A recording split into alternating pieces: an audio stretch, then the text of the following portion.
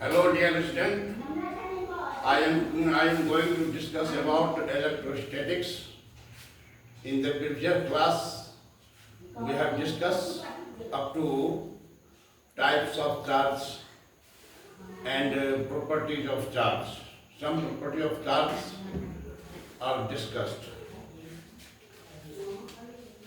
Here from previous class, I am proceeding.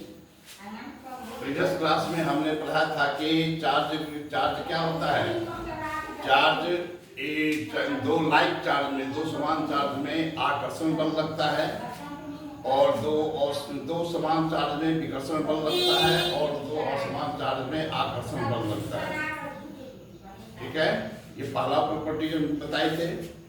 दूसरा property हम बताए थे कि आवेश जो है एक अदिश राशि है, मतलब स्केलर क्वांटिटी है। अतः दो या दो से अधिक आवेश को हम सिंपल अलजेब्रिक रूल से ऐड कर सकते हैं, सब्ट्रैक्ट कर सकते हैं। जैसे कि 2 coulomb charge plus 2 coulomb charge 4 coulomb ही होगा, नहीं यही है। मतलब कि जैसे 2 kg और प्लस 2 kg 4 kg ही होता है। लेकिन यही इसी का क्रिया क्या है, स्केलर क्वांटिटी। चार्ज क्या है, अदिश राशि। अदिश राशि में एक दिशा नहीं होती, इसलिए इसको हम सिंपल अलजेब्रिक रूल से जोड़ते हैं। लेकिन वेक्टर क्वांटिटी में दिशा होती है, इसलिए उसको हम सिंपल अलजेब्रिक रूल से जोड़ नहीं सकते हैं, घटा नहीं सकते हैं। उसके लिए एक अलग अलजेब्रा है जिसको कहते हैं वेक्टर अलजेब्रा। लेकिन वो बाद में डिस्कस करेंगे।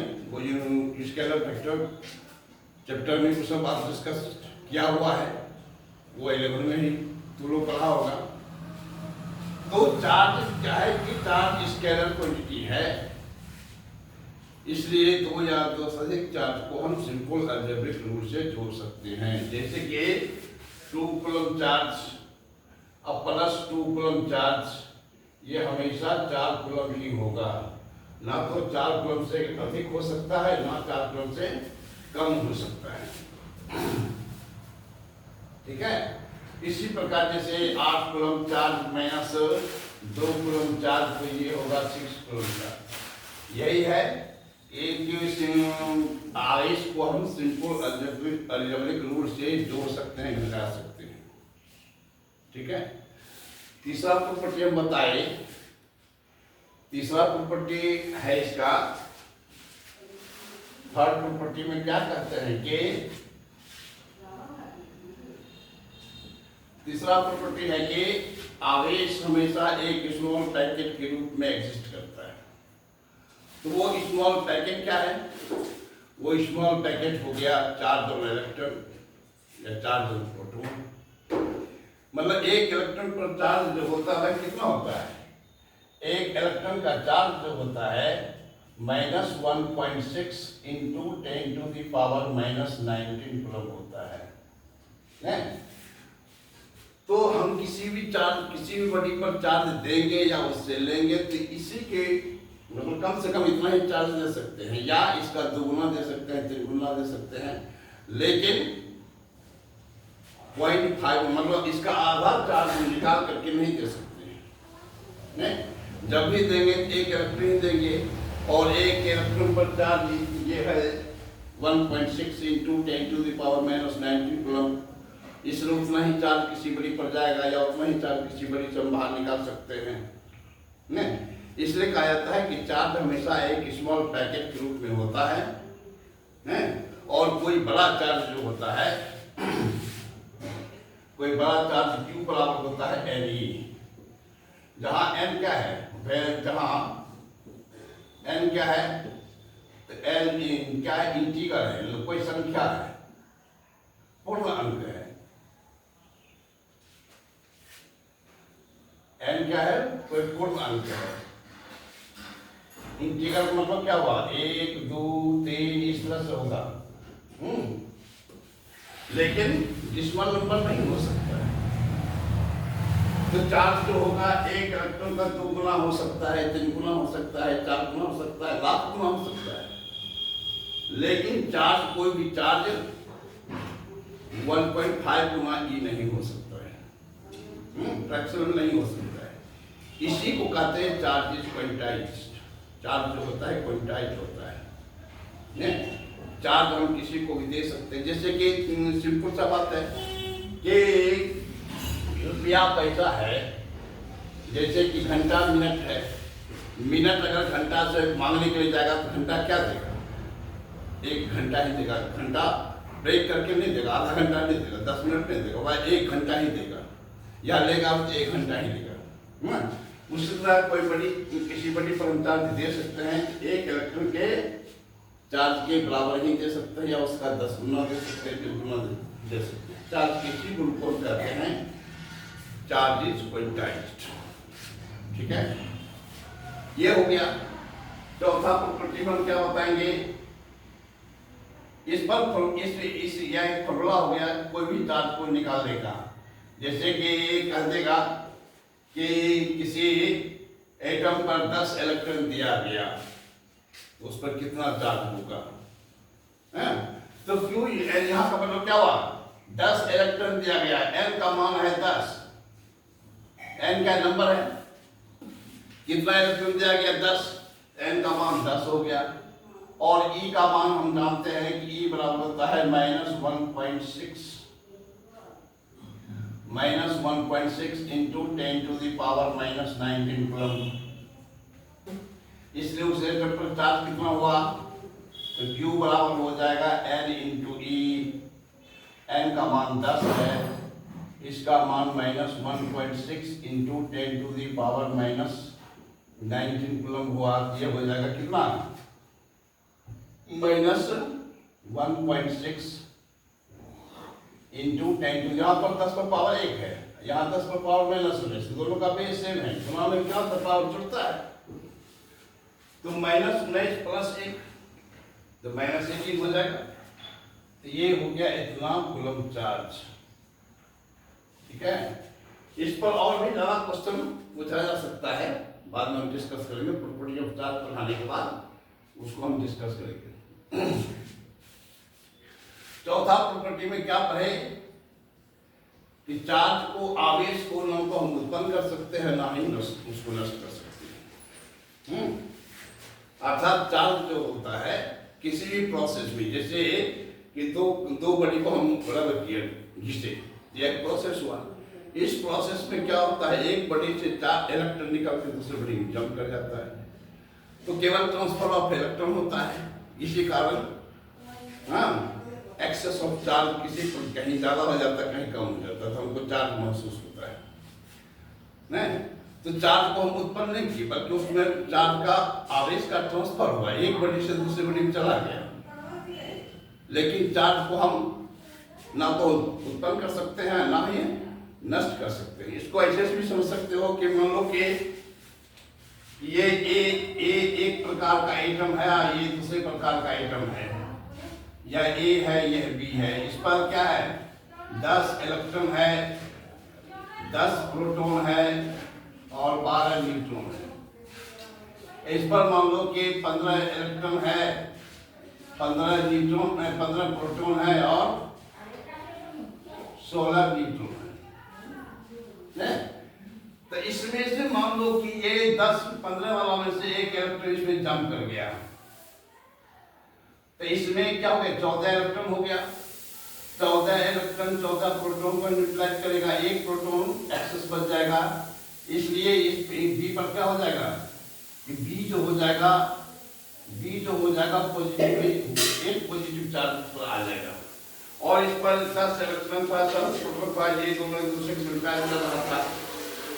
देखिए इधर से एक इलेक्ट्रॉन आ गया, एक्सेस से एक इलेक्ट्रॉन के बाद न्यूट्रलाइज आ जाएगा, इसलिए ए पर क्या हो जाएगा, नेगेटिव चार्ज आ जाएगा नहीं। तो पहले से इसमें कितना था, इस पर टोटल चार्ज 0 था, इस पर भी टोटल चार्ज 0 है, इस पर भी दोनों मिला देंगे तो प्लस माइनस 0 हो जाएगा। मतलब लगाने के पहले भी इस दोनों एटम पर 0 चार्ज था, लगाने के बाद भी दोनों का चार्ज जोड़ेंगे 0 ही रहता है। इसलिए कहा जाता है कि चार्ज को ना तो उत्पन्न किया जा सकता है और ना ही उसको नष्ट किया जा सकता है, बल्कि किसी भी प्रोसेस में आवेश का कुल योग नियत रहता है। आवेश का कुल योग नियत मतलब जैसे यहाँ पर कितना था, 10 इलेक्ट्रॉन था, 10 10 25। अब इसमें से एक इलेक्ट्रॉन पर आ गया तो ये हो गया 11, ये हो गया 14, 14 11 25। नहीं तो आवेश में कोई वृद्धि नहीं हुई ना कोई कमी हुआ, केवल एक एटम से निकल के दूसरे एटम में आवेश का ट्रांसफर हो गया। इसलिए कहा जाता है कि आवेश को ना तो हम उत्पन्न कर सकते हैं ना ही उसको नष्ट कर सकते हैं। यही है आवेश के संरक्षण का सिद्धांत। इसको कहते हैं आवेश के संरक्षण का सिद्धांत। इसको क्या कहते हैं? आवेश के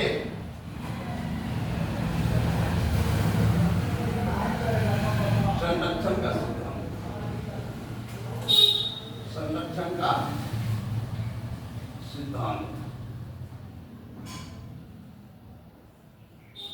ये प्राय पूछता है what is principle of conservation of charge.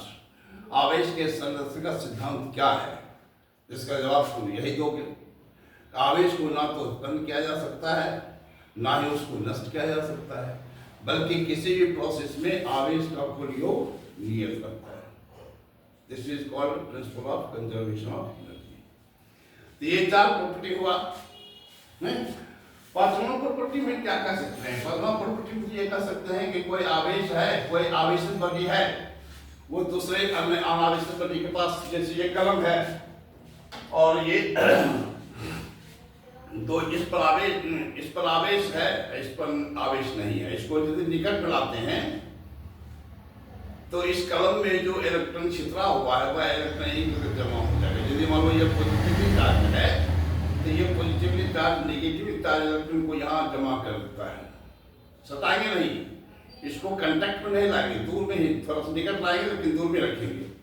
तो क्या होता है, इसका इलेक्ट्रॉन, इसका जो फ्री इलेक्ट्रॉन है वह एक जगह जमा हो जाता है। इलेक्ट्रॉन निकलने के बाद एक जो एटम बचता है उस पर पॉजिटिव चार्ज कम हो जाता होगा, इसलिए पॉजिटिव चार्ज दूसरे सिरा पर कम हो जाता है। इस घटना को क्या कहते हैं कि इलेक्ट्रिक इंडक्शन कहते हैं। मतलब आवेश जो है विद्युत प्रेरण की घटना उत्पन्न करता है। आवेश जो है विद्युत प्रेरण की घटना उत्पन्न करता है। ये हो गया। इस तरह से ये आवेश का गुण है।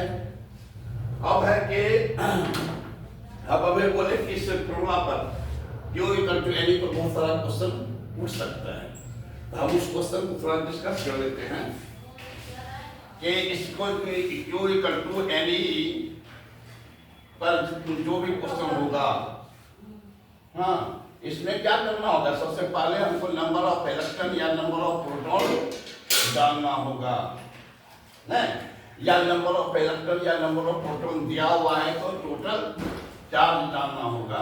यही 2 प्रश्न उठ सकता है इसमें। जैसे मान लो कि प्रश्न है कि किसी एटम पर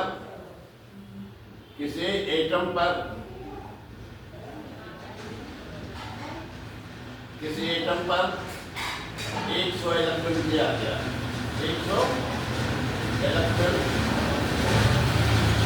दिया गया है, तो उस पर कोलून पॉजिटिव, उस पर कोलून पॉजिटिव या नेगेटिव आवेश की गणना करें। आवेश के गणना करें, ये प्रश्न है। तो यहाँ पर ये 100 इलेक्ट्रॉन जो है वह क्या है? n है। ये n बराबर हो गया 100 है। और इलेक्ट्रॉन पर चार्ज कितना होता है? इलेक्ट्रॉन का आवेश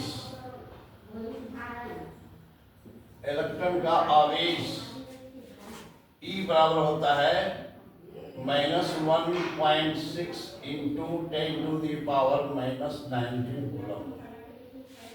हमको पूछता है तो चूंकि इलेक्ट्रॉन नेगेटिव चार्ज है इसलिए एटम पर नेगेटिव चार्ज उत्पन्न होगा। नहीं, इसका एटम सब हो गया, तो एटम पर नेगेटिव आवेश भी उत्पन्न होगा। और कितना आवेश होगा? इसलिए एटम पर उत्पन्न नेगेटिव चार्ज या इसको ऐसे भी कह सकते हो, एटम पर उत्पन्न चार्ज Q बराबर क्या हो जाएगा? Q बराबर हो जाएगा Ne। N का मान 100 है और E का मान -1.6 into 10 to the power -19 coulomb है। इसको हम क्या लिख सकते हैं? 100 को इसको हम लिख सकते हैं 10 टू दी पावर 2 लिख सकते हैं into -1.6 into 10 to the power -19 coulomb है। तो यहाँ भी 10 है, यहाँ भी दोनों का बेस सेम हो गया, इसमें दोनों का पावर क्या होगा? जुटेगा। तो ये क्या हो जाएगा? -1.6 इंटू 10 टू दी पावर क्या होगा? 19 में से 2 ऐड हो जाएगा, -19 में 2 ऐड कर -17 कूलम आवेश उत्पन्न होगा। ये आंसर हुआ। दूसरा टाइप का क्वेश्चन क्या हो सकता है कि कह देगा कि किसी एटम पर 2 कूलम पॉजिटिव चार्ज उत्पन्न करने के लिए क्या करना होगा? पॉजिटिव चार्ज कैसे उत्पन्न होता है?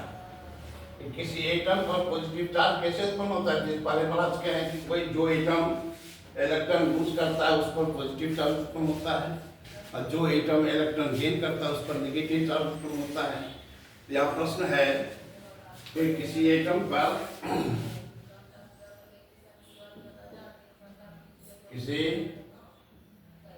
पर दो कूलम धन आवेश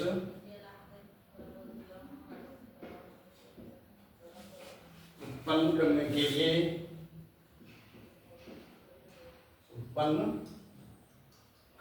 लिए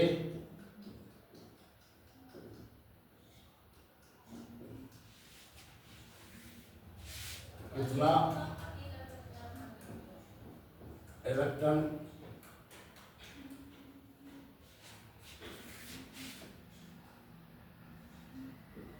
देना या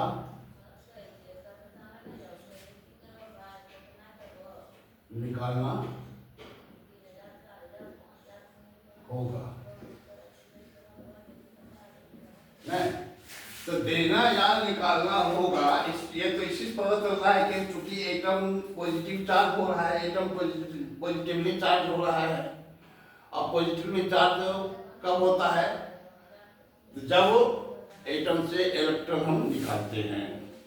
इसका मतलब इसका पहला पार्ट आंसर यही हो गया कि एटम से इलेक्ट्रॉन निकालना होगा।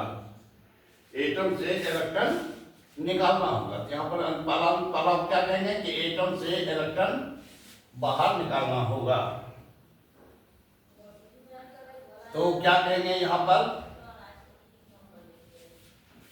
कि Q इक्वल टू है 2 कूलम नहीं, और E इक्वल टू है -1.6 into 10 to the power -19 coulomb. ठीक है? तो एटम से निकाले गए इलेक्ट्रॉन की संख्या नहीं, एटम से निकाले गए, या इसको पहले फॉर्मूला लिखो। Q इक्वल टू क्या हो जाएगा? Q इक्वल टू होता है Na, n का मान n तो निकालना ही है। यहाँ पर क्या हो जाएगा? n इक्वल टू n तो पूछता ही है कि कितना इलेक्ट्रॉन निकालना होगा, नहीं? तो फॉर्मूला होता है Q का n, इसलिए n बराबर क्या हो जाएगा? n बराबर हो जाएगा Q बटे E। ठीक है? तो इसको हम कह सकते हैं क्यू है तुम्हारा 2 कूलम और ए का मान है -1.6 इंटू 10⁻⁻19 कूलम। ये कूलम कूलम कट गया, ये क्या निकला -2/1.6 इंटू इसको ऊपर ले जाएंगे 10⁻⁻19 जो है इसको नीचे नेगेटिव ऊपर ले जाएंगे तो पॉजिटिव हो जाएगा 10⁻19 हो गया। ठीक है, तो ये पॉइंट हटाएंगे तो यहाँ पर 0 आएगा, तो इसका मतलब क्या हुआ कि 20 को 60 से डिवाइड करेंगे तो क्या होगा -1.25 नहीं 1.25 इंटू 10⁻19 नहीं, ये माइनस शो करता है निकालना, ये जो इलेक्ट्रॉन निकला, इसलिए हम यहाँ पर लिख देंगे एटम से निकाले गए इलेक्ट्रॉन की संख्या, एटम से निकाले गए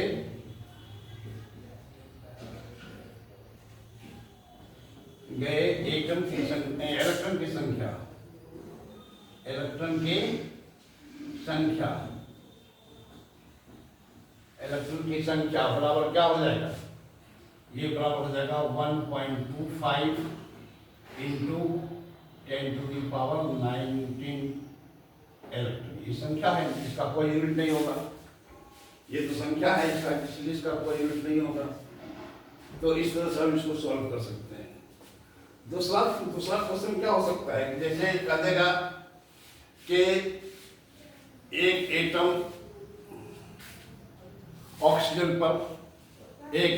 ऑक्सीजन पर टोटल पॉजिटिव या नेगेटिव चार्ज ज्ञात करें, नहीं? इसको सोचोगे क्या दिया हुआ एक एटम, प्रश्न तुम्हारा क्या है, वो प्रश्न है तुम्हारा कि एक एटम ऑक्सीजन पर, एक एटम ऑक्सीजन पर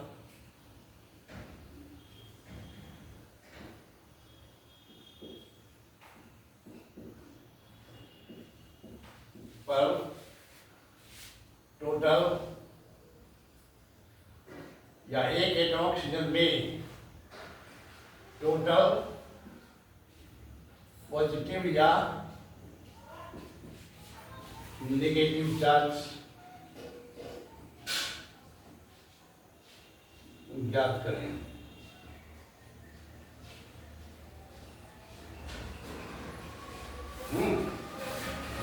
तो इसके लिए तुमको क्या करना होगा, फिर हमको क्या निकालना है, पॉजिटिव क्यू निकालना है, क्यू इक्वल टू 1 नहीं, और ई बराबर समझे करते हो, ई बराबर क्या हो जाएगा +/-1.6 इंटू 10⁻⁻19 प्लस माइनस इसलिए धारा प्रोटॉन, धारा में देखेंगे या प्रोटॉन का चार्ज देखेंगे प्लस लेंगे या इलेक्ट्रॉन का चार्ज देखेंगे तो माइनस लेंगे। तो क्यू मालूम है, एन ई मालूम है, सॉरी क्यू नहीं मालूम है, क्यू ही निकालना है, और ई बराबर मालूम है। अब कहोगे तब कैसे निकालेंगे, तो एन तो मालूम नहीं है, एन तो मालूम कर सकते हैं। कौन क्या दिया हुआ है तुमको, ऑक्सीजन दिया हुआ है, ऑक्सीजन दिया हुआ है, तो इसके एटॉमिक नंबर पर चले जाओ, ऑक्सीजन का एटॉमिक नंबर क्यों, उसमें एन का पता चल जाएगा, एन का मतलब नंबर ऑफ इलेक्ट्रॉन या नंबर ऑफ प्रोटॉन का पता चल जाएगा उसके एटॉमिक नंबर से। ऑक्सीजन का एटॉमिक नंबर कितना होता है, 8 होता है। इसका मतलब एटॉमिक नंबर जेड, मतलब जेड इक्वल टू क्या होता है, जेड इक्वल टू 8 है। 8 का मतलब उसमें एक इलेक्ट्रॉन या एक प्रोटॉन है, एक इलेक्ट्रॉन या एक प्रोटॉन है, ठीक है, एक इलेक्ट्रॉन या एक प्रोटॉन है, हाँ, इसलिए एन का पता चल गया। ये जो एटॉमिक नंबर है यही तुम्हारा क्या हो गया, एन हो गया। नंबर ऑफ इलेक्ट्रॉन या नंबर ऑफ प्रोटॉन कितना है, इसी को हम कहते हैं एन। और जब एन मालूम हो गया तो क्यू निकाल देंगे, इसलिए क्यू इक्वल टू क्या हो जाएगा, +/-NE हो जाएगा। एन का मान है 8 इंटू है 1.6 इंटू 10 टू द पावर -19। ये कितना था? 68 है, 128 होता है, तो ये हो जाएगा 2.8 into 10 to the power -19 coulomb. तो ये निकल गया Q का वैल्यू। ये एक एटम ऑक्सीजन में इतना ही पॉजिटिव या इतना ही नेगेटिव चार्ज है। ठीक है। अब यदि तुमको कहेगा कि एक मॉलिक्यूल ऑक्सीजन में कितना इलेक्ट्रॉन या कितना एक मॉलिक्यूल इलेक्ट्रॉन में कितना पॉजिटिव या कितना नेगेटिव चार्ज है, नहीं। दूसरा क्वेश्चन ये हो सकता है कि एक मॉलिक्यूल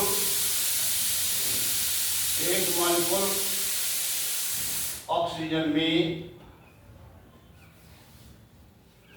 में टोटल पॉजिटिव या नेगेटिव चार्ज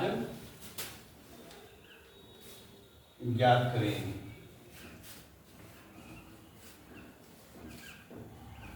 ठीक है। तो यहां पे तुम्हारा क्या हो गया? Q इक्वल टू हो गया वाट, Q तो निकालना ही है, हाँ Q तो निकालना ही है। और N कैसे निकालेंगे?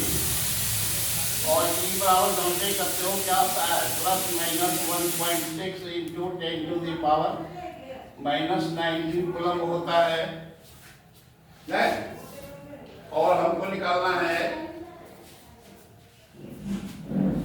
N कैसे? N भी मालूम है हमको, क्योंकि एक मॉलिक्यूल ऑक्सीजन क्या होता है? डायएटॉमिक होता है, मतलब ऑक्सीजन के एक मॉलिक्यूल में 2 एटम ऑक्सीजन होता है, इसलिए ऑक्सीजन मॉलिक्यूल का फॉर्मूला होता है O2।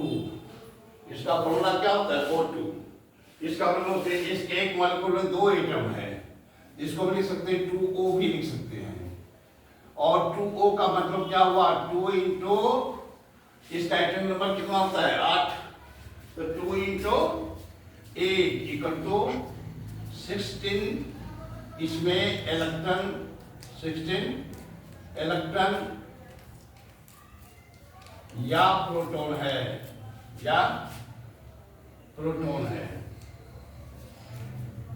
यही हो गया तुमको क्या? N, जो कि Q करके नहीं होता है, इसलिए Q निकालना ही है, E मालूम है, L हमको जानना है। तो L कैसे निकाल लेंगे? तो इसको खोजेंगे। तो मॉलिक्यूल है, तो मॉलिक्यूल में ऑक्सीजन क्या होता है? O2 का, ऑक्सीजन का मॉलिक्यूल का फॉर्मूला होता है O2। ऑक्सीजन के मॉलिक्यूल का फॉर्मूला होता है O2। इसलिए इसका मतलब क्या हुआ कि 2 एटम है और ऑक्सीजन का एटम नंबर होता है 8। इसमें 2 इंटू 8 बराबर 16 हो गया, नहीं। तो N का मान 16 हो गया, E का मान मालूम है, तो Q निकाल सकते हैं। जो Q इक्वल टू हो जाएगा Ne, तो ये हो जाएगा N का मान हो गया 16 इंटू E का मान हो गया 1.6 into 10 to the power -19 coulomb. ये हो जाएगा 16 जाए 256, और एक अंक के बाद पॉइंट है, यहाँ पॉइंट दे देंगे, into 10 to the power -19 coulomb. ये हो गया एक मॉलिक्यूल ऑक्सीजन में इतना चार्ज है। ठीक है, ठीक है। तो फिर इसका आगे अगले क्लास में देखेंगे। हाँ, इस चैनल को सब्सक्राइब अवश्य करोगे और इस चैनल को लाइक जरूर करोगे।